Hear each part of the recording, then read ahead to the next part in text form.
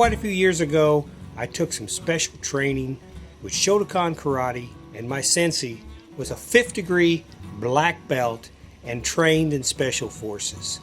Took this training for 3.5 years, and I learned so much from his instructions. One of the things that we dealt with was knife fighting.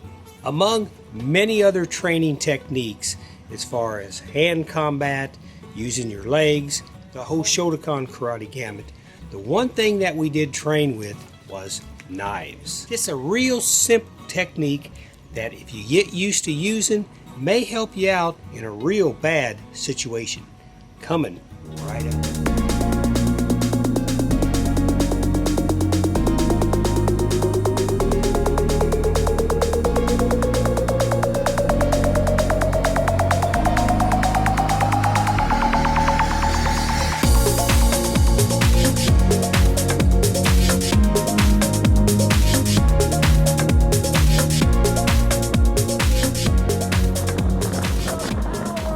Demonstration today, I'm just using a simple Kershaw straight blade knife. Any knife will work.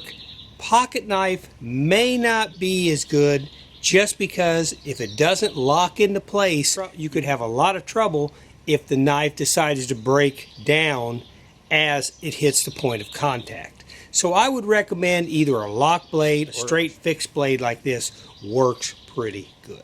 Mrs. Melissa mentions to me all the time that I could actually be making some toast and have the butter knife in my hand and I'm going through some training techniques. Once you learn techniques, once you get into self-defense, once it absorbs into your brain, you think about it automatically. Is really an advantage being prepared, thinking about it actually without thinking about it, if that makes any sense. So there's a saying in martial arts, boiling water stays active, has the energy with it. As soon as you turn the heat down, the water goes placid. Same with self-defense. If you learn certain techniques, practice them over and over again, and they become automatic. Okay, as far as the knife goes, what you'll see a lot of times, especially in the movies and stuff, is everybody will fight with a knife like this right here. They've got that knife out in front of them. So in Hollywood, that knife is always out like this, and they're going to fight. They're cutting like this.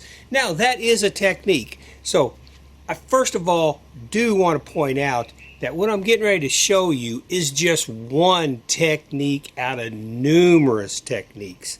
The military's taught one way, the police force is taught something else.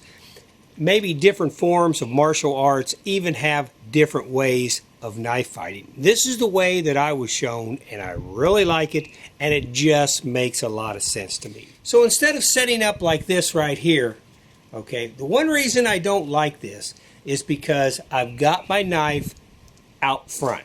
I don't like that because by chance, if someone is very quick or something takes my attention away for a second, somebody could grab that knife and then I'm in trouble. They actually have my weapon now, and that's not a good situation to be in. What I prefer and what I was trained with is, number one, how do you hold the knife? Basically, you want to take it just like this. Instead of holding it normal, what you do is you take the blade, you turn it around, you put your hand on the inside, and you get it nice and settled right there. Now what I like about this knife right here, this Kershaw, it has a little bit of a finger stop on the front, and also I can lay my thumb on the back of it. I've got a pretty good grip on that knife, and that's important. In case you hit that worst case scenario and you do have to get into a fight, and it is going to be a knife fight, or a knife is all you have to defend yourself, you want to make sure that as the altercation starts, that you don't lunge out, hit something with the knife, and it falls out of your hand. You've got a very strong grip on that knife. Instead of fighting like this, I'm going to take the knife, I'm going to flip it around, and the knife is actually going to go right down my arm.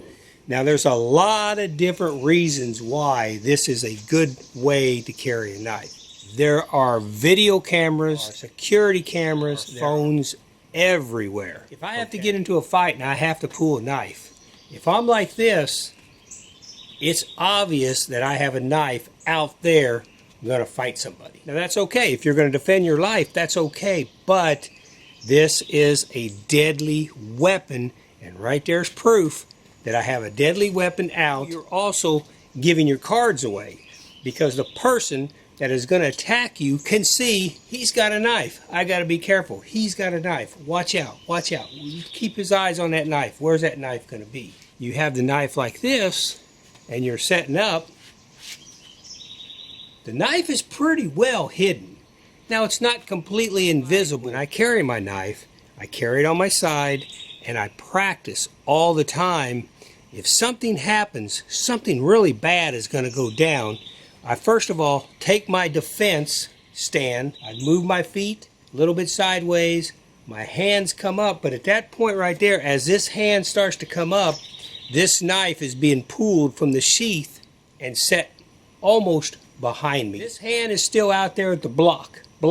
If punches get thrown, block. I don't necessarily want to use this knife if I don't have to use this knife. But if it's a bad situation, that is going to be my intent 100%, is to try to save my life or to save the lives of my family. So if I've got set up like this, okay, once again, I can block, I can throw punch, I can throw jab, I can throw jab, I can block. But at the moment you need to use the knife as a weapon, one move is just to come straight across.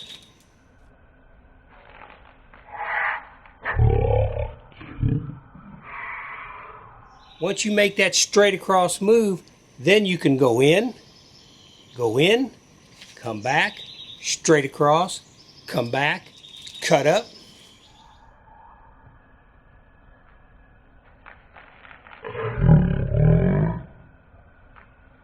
Even though the knife is back behind you, which is going to be very difficult for somebody to get to.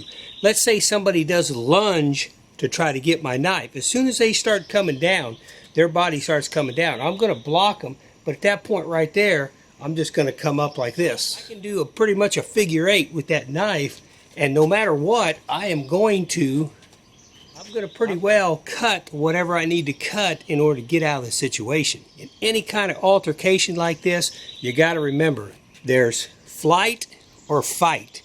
Unless I have to stay and protect somebody that's going to get hurt really bad, if it's just me and that person, as soon as I make that first cut and they're stunned and they're cut bad, I am gone. You don't necessarily stick around to see if they can recover from that and then continue the fight. So keep that in mind. Anytime that you can walk away from a fight, walk away from a fight. A warrior always learns to fight to live another day. Don't worry about what they've said. Don't worry about what they're doing. Unless they are seriously going to hurt you, walk away. Anybody can get that 1 in 1,000 punch on you and put you down on the ground, knock you out, and then you're in real trouble. Now, something I was practicing the other day made a lot of sense to me, and I didn't really learn this in training, but it was just one of those techniques that was just presented to myself, and it was like, wow, that seems pretty nice. And that was this technique right here.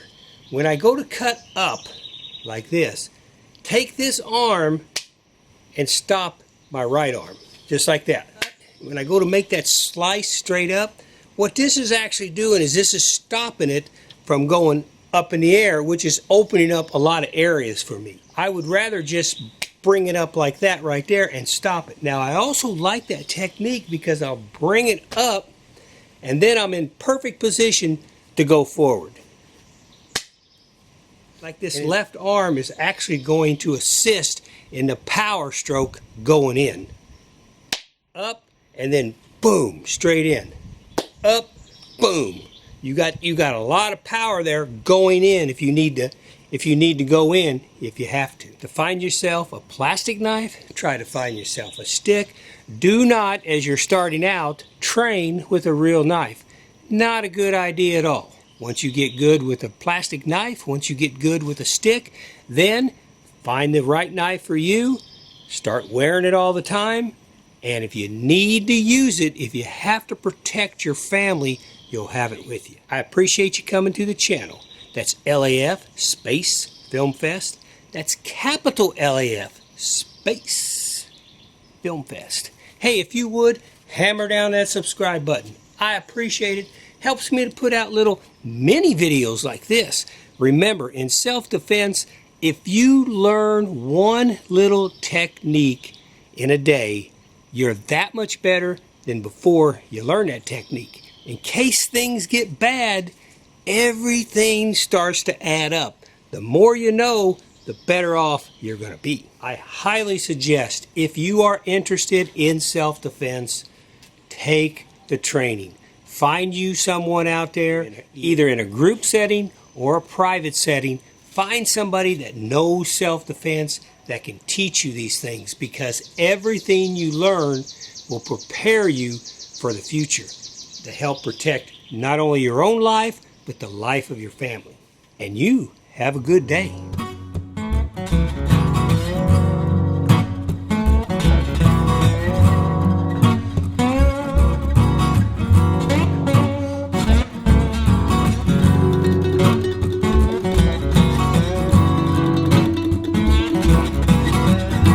I can reach down and grab this, give them a little zap.